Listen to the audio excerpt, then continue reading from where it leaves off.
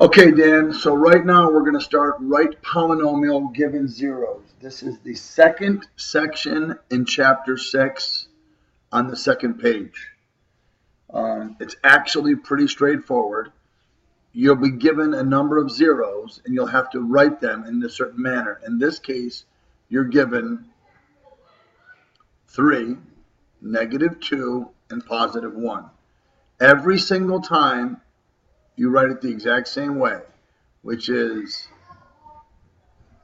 x, hang in there,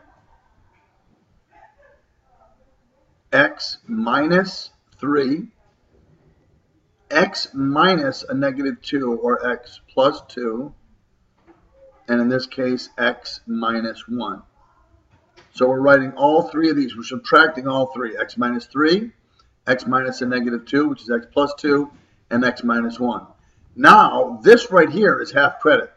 Now you want to use FOIL, and you're only using one of them. Okay, you're only multiplying, two of these together at the beginning. Doesn't really matter which two. So I'm gonna choose these first two. Okay, so x minus 3, x plus 2, and x minus 1. I'm gonna multiply these first two. So I'm gonna use FOIL. First is x times x, which is x squared. Second is x times 2, or outer, which is 2x. Third is the inner, -3 times x, which is -3x. And last is -3 times 2, which is -6. This, we hold on to x minus 1 for later. We combine like terms. The only two that are going to be the same are these middle two.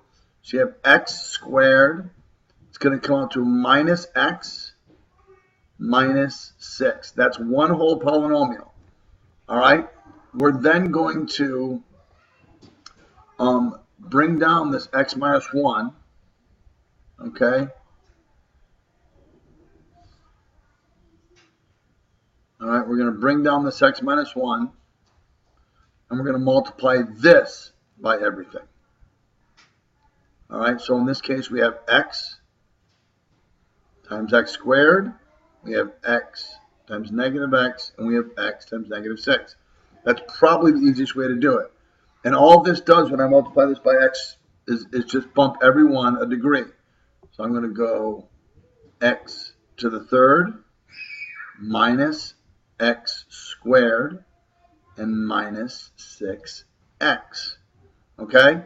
Then I'm going to do the same thing.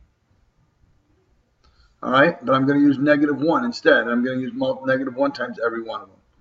So -1 times x squared is -x squared. -1 times -x is +x. And lastly, -1 times -6 is +6. So again, to recap, I took these three terms, these three zeros, I did x minus each one of them, and what happens is they switch signs. Then I'm going to, in this case, I'm going to FOIL out these first two right here. Doesn't matter which order I choose, but it's probably all the same. I carefully multiply this out. I don't have any intention of x minus 1 here. Once I multiply these out, I simplify my polynomial. Then I bring down the x minus 1. Okay? Now at this point, I'm just collecting like terms. All right? So the first term I look at, I always look at the biggest terms first. So I look here, and I look for any other x cubes. There's no other x cubes. So that's my first simplified term. Once I've moved it, just cross it off. I then go to my squared terms, including the sign. This is -x squared and -x squared. Make these little circles around your stuff to show your teacher you know what you're doing. And this is minus 2x squared. Okay? Again, get rid of them. Minus 6x and a plus 1x. Even though it doesn't say 1 there, we know it's there. So it's important for us to say it out loud, or at least think it. -6x plus 1x is -5x.